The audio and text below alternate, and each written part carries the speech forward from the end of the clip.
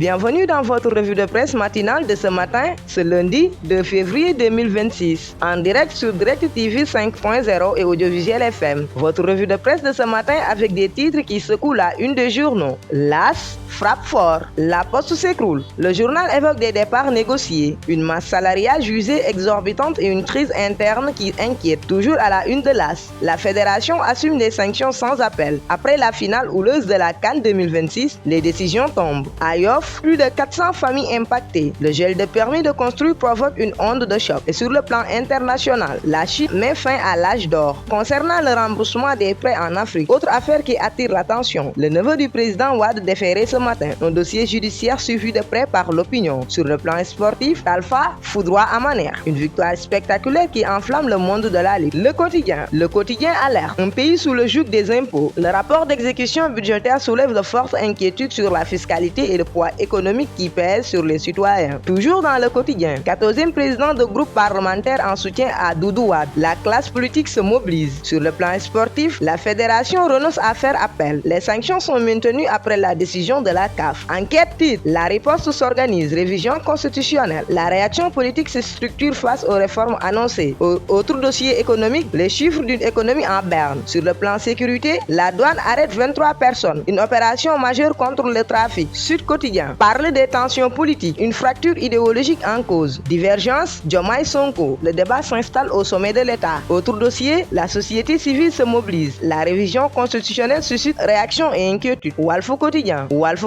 titre fort. Duel à distance. Coïncidence des tournées économiques et politiques de Diomaye et Sonko. Sur le plan économique, le franc CFA à l'épreuve du souverainisme. Transparence, appel au contrôle des fonds secrets. Comment Dakar a obtenu la libération des opposants à Guinée-Bissau. La presse annonce une journée politique et économique sous haute tension. Les Échos ouvrent fort ce matin. Mame Mbaye Niang réclame 500 millions à Sonko et sa famille. Une affaire immobilière qui revient au cœur de l'actualité judiciaire. Sur le plan sportif, les Lions et les staffs attendent jusqu'à présent. Prime et terrain promis toujours en suspense. Sur le plan politique, 14e ancien président de groupe parlementaire défend Doudou Wade. Tribune met la justice au centre du débat. Maître Sidi Kaba appelle à éviter de placer la justice sur les bottes du pouvoir exécutif. Un plaidoyer pour une justice indépendante. Sur le plan religieux, prière et plaidoyer du Khalif Thierno Mamadou pour Farba Ngom. Tension politico-sociale. Appel au dépassement autour des défis majeurs du Sénégal. La Tribune revient sur un fait divers choquant, une affaire de viande impropre qui scandalise Grand Yoff. La presse nationale reste dominée par la justice, la politique et les questions sociales. Le quotidien s'interroge sur la situation économique. Le Sénégal au plus mal. Les économistes tirent la sonnette d'alarme sur l'endettement du pays. Certains parlent d'un seuil critique franchi et appellent à restaurer la confiance. Sur le plan social, près de 400 familles en détresse après le blocage de permis de construire. Sur le plan financier, 55 milliards de francs CFA déjà investis dans le projet en cours. Critique met en avant la politique nationale. Un pacte stratégique entre l'État et le secteur privé. Un appel à la nouvelle collaboration pour sortir de l'impasse économique. Les douaniers saisissent une tonne de produits frauduleux. Foncier, Afignam s'oppose à l'accaparement de ses terres. Sur le plan religieux, la ziara de Dougam Oura Alpha marquée par l'absence très commentée de Farba Ngom. L'économie, la justice et les tensions politiques dominent largement l'actualité. Le soleil alerte sur l'insécurité rurale. Montée du péril à Goudom, le vol de bétail prend une ampleur inquiétante dans la région de Sédhiou. Des centaines de têtes disparues en un an. Des éleveurs plongés dans la détresse. Sur le plan éducatif, l'enseignement sportif à l'école traverse une crise. Infrastructure, les travaux de navigation sur le fleuve Sénégal annoncent pour avril 2026. Sur le plan culturel, hommage à Aminata Fall, une donne de voix réhabilitée. Le verdict s'intéresse à l'actualité politique. Doudou Wade échappe aux forces de l'ordre. Rendez-vous fixé ce lundi. Inauguration officielle de la rue Serigne Mountakha Mbacké. Économique, la chambre de commerce appelle à un retour à la légalité pour réussir les réformes. Sur le plan communication, les faux communiqués attribués à la coalition Diomaye président circulent. Démenti officiel. L'actualité reste dominée par la politique, la sécurité et les tensions économiques. Libération ouvre sur un drame. Horreur en série à Diamniadio. Affaire de la femme égorgée et 2 enfants retrouvés morts dans une voiture. Une enquête lourde. Des aveux et un onde de choc dans l'opinion. Douane, près de 28 tonnes de cuisses de poulet interceptées dans la lutte contre le trafic. Drogue, 55 kilos de chanvre indien saisis dans le champ salin. Sur le plan sportif, la Fédération sénégalaise de football assume les sanctions de la CAF. Vox Populi, titre, Doudou Wade s'annonce à la sûreté urbaine ce matin. 13 anciens présidents de groupes parlementaires se dressent en bouclier. Le dossier prend une tournure politique majeure. Justice, l'affaire Mame Mbaye Niang contre Sonko avance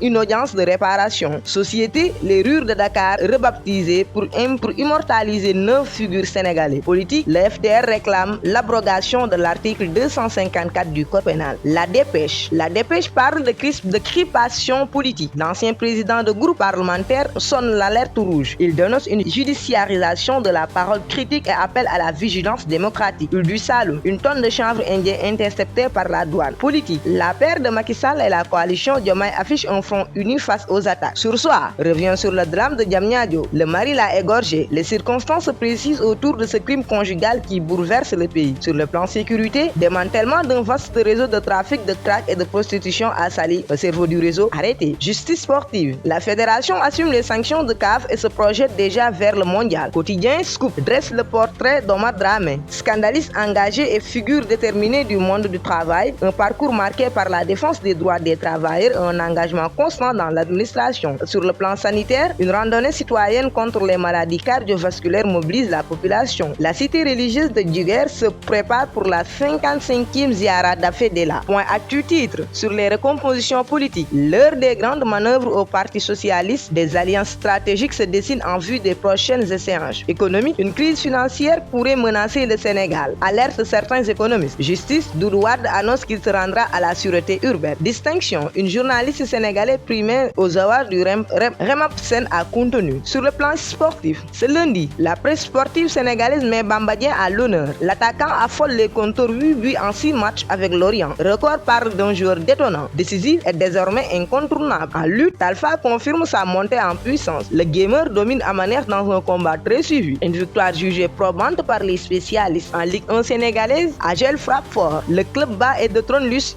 Gorée et prend seul la tête du classement. Un championnat plus ouvert que jamais. Autre sujet brûlant, la Fédération sénégalaise de football annonce qu'elle ne fera pas appel des sanctions de la CAF. Une décision qui continue d'alimenter les débats dans le milieu sportif. À l'international, Chelsea met fin au prêt de Mamadou Sarr. Pendant ce temps, Bambadien continue sa résurrection en France, confirmant son retour au premier plan. Tribune Sport, le gros imbroglio sur l'organisation de la CAN féminine au Maroc. Talfa puni à manière, Tchatioff met KO fils de Balla. Casa n'en profite pas, Agel seul leader. Réumi Sport, Chelsea casse le prêt de Mamadou Sarr. La résurrection de Bambadien à Lorient. Voilà pour l'essentiel de l'actualité de ce jour. Restez connectés en direct sur Direct TV 5.0. Rendez-vous demain en direct sur Direct TV 5.0 et Audiovisuel FM pour une nouvelle revue de presse. Bonne journée à tous et à toutes.